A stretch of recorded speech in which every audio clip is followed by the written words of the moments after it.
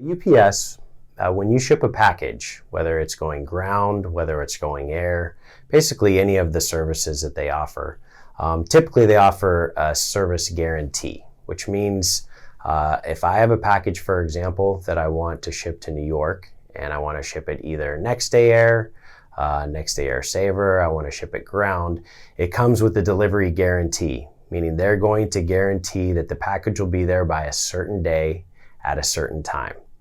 And if the package is not there by that day and that time, they will give you your money back. So essentially they will say, if we don't meet our guarantee, that shipment is eligible for a refund.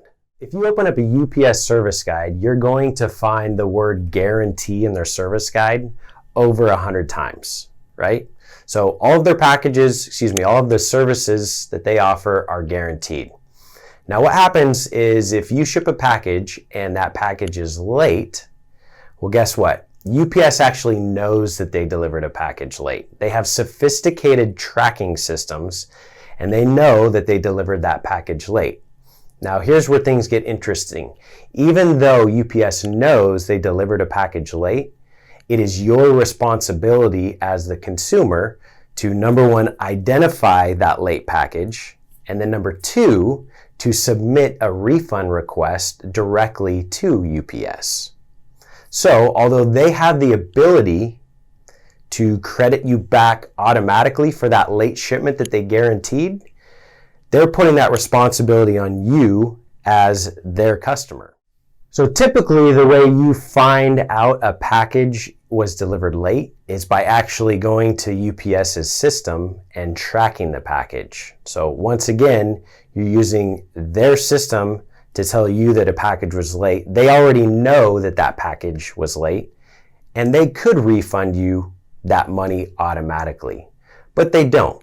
UPS is counting on the fact that you're not going to submit a request for a credit and they're going to keep your money.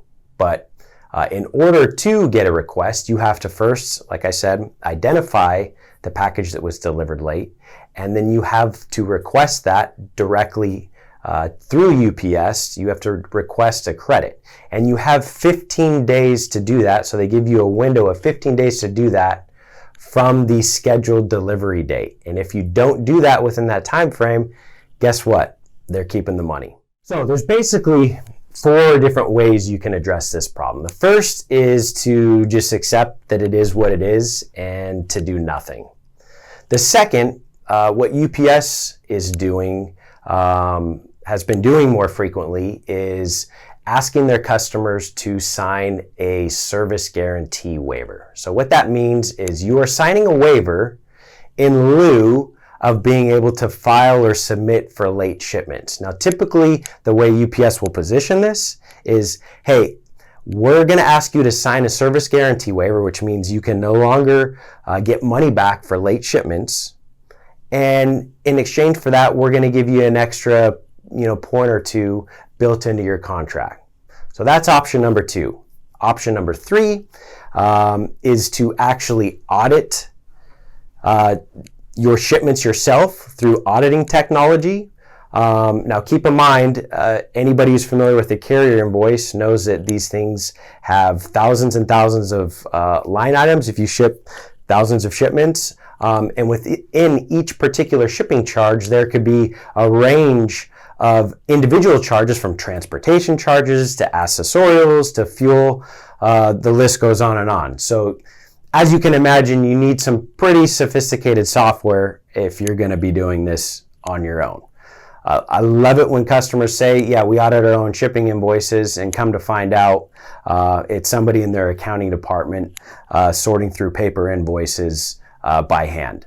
It's impossible to catch all the errors if you're doing it that way. And then the fourth is to delegate it. Now, there's plenty of auditing companies out there that can handle this for you. There's a variety of ways that they can charge you and that you can pay for that service, but would definitely recommend doing something. So the do nothing option, definitely wouldn't recommend. Typically the option number 2, which was to sign a service guarantee waiver, typically works out in the best interest of the carrier.